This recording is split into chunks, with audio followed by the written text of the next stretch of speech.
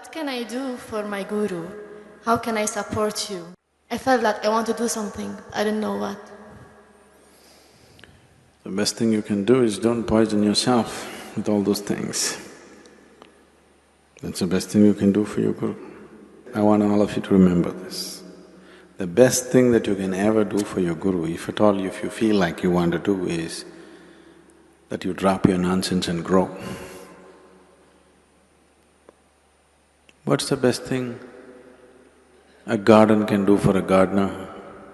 To grow and bloom, isn't it? No, we want to do this to you, we want to do that to you.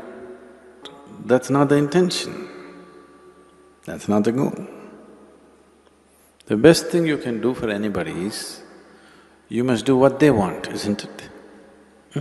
Not what you want. Always this is the problem. The best thing you can do for anybody is, you must do what they want. All this activity, I'm a very… people who have known me early, I was an extremely taciturn person. I never said anything. There were days when I was not on silence, nor was I spiritual, okay? I was just there because most of the time, whether you went to school or college or wherever you went, whether the students spoke or the teachers spoke, everybody spoke such nonsense. Most of the time I chose to remain silent because I was terrified of their conversations.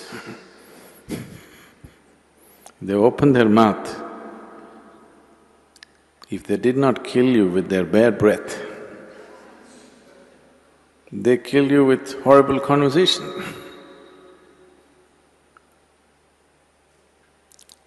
Very few people on this planet can simply joyfully say something, it doesn't matter. You don't have to say some great thing. Simply pouring out of their heart, saying something, or simply able to be with another person, very few people. All others are desperately trying to be smart, or they're repeating something they heard somewhere, something they read somewhere, some nonsense endlessly. So I would never speak. Very rarely I would speak. In some places I was exuberantly boisterous, but in most of the other places I was… because I understood if I don't speak, they won't speak, that saves me.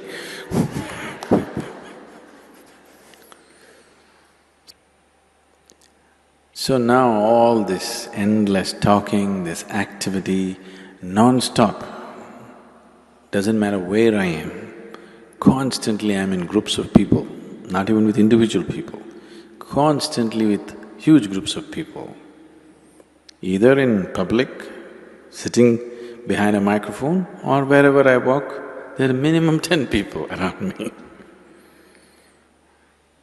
So, this is not my personal choice. This is a terrible need that there is in the world. That if you do not communicate the way people know, if you do not behave and act the way people know right now, if you don't walk 2 steps with them, you can never walk them in a different direction.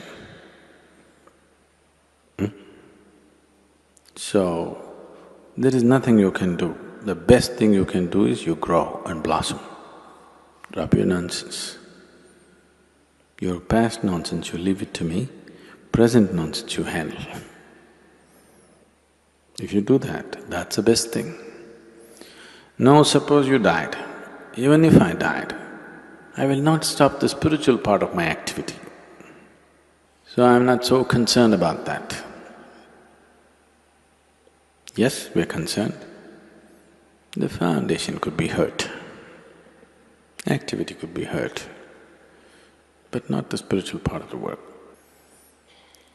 The concern is that people will be here and if they don't grow,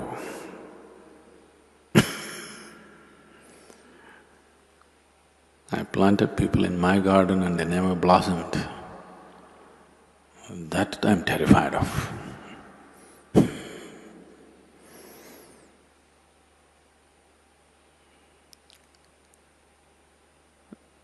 So, those of you who are very patient, who want to come here for 10 lifetimes and do it, I'm okay with them, but I think we must build an outer ashram for them.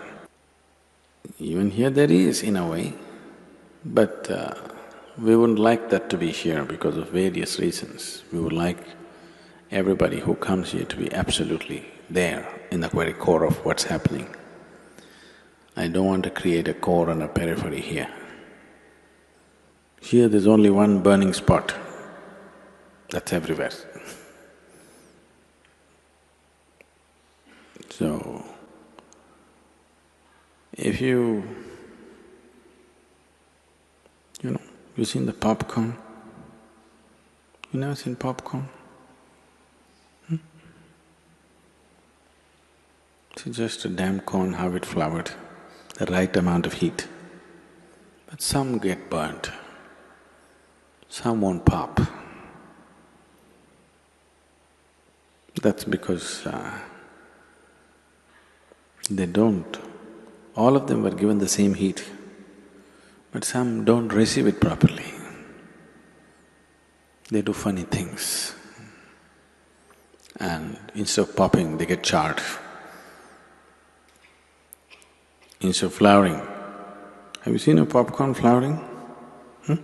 That's one flower you can see it happening, right? The other flowers take too much time. So right there it opens up in front of you. So, have you seen this happening to people when they come to inner engineering, Bhavaspandana? In 3 days' time, people are like that. But we don't want them to stop there.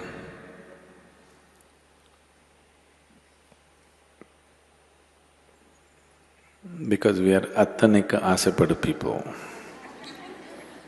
You know what that means? We desire for everything, we don't desire for this much growth or that much growth. We are not willing to settle for anything less than the whole. If you are willing to settle for peace, we could settle you very easily. If you're willing to settle for love, we would settle you very easily. If you're willing to settle for blissfulness, we could settle you very easily. But we are attanika asapadu. We won't settle for anything. We want it all. Because of that kind of mode, it's just on and on and on. If you're willing to settle for any one of those things, peace, love, satisfaction, happiness, we could have settled you up very easily. So if you just want to settle for any one of them, it's okay, it's your choice. But and you need not be in the core of things. You could be anywhere and still do that, you know.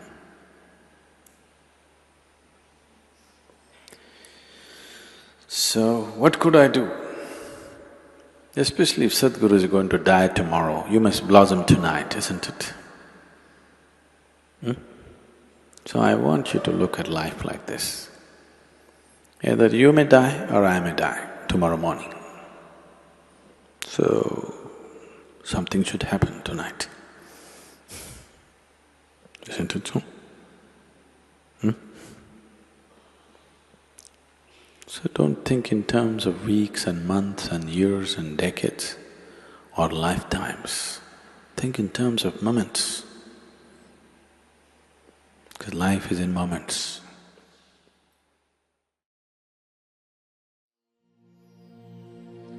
Shariram surupam yatha va kalatram yashascharuchitram dhanam merutulyam guroram dvipadme manaschena lagnam tata kim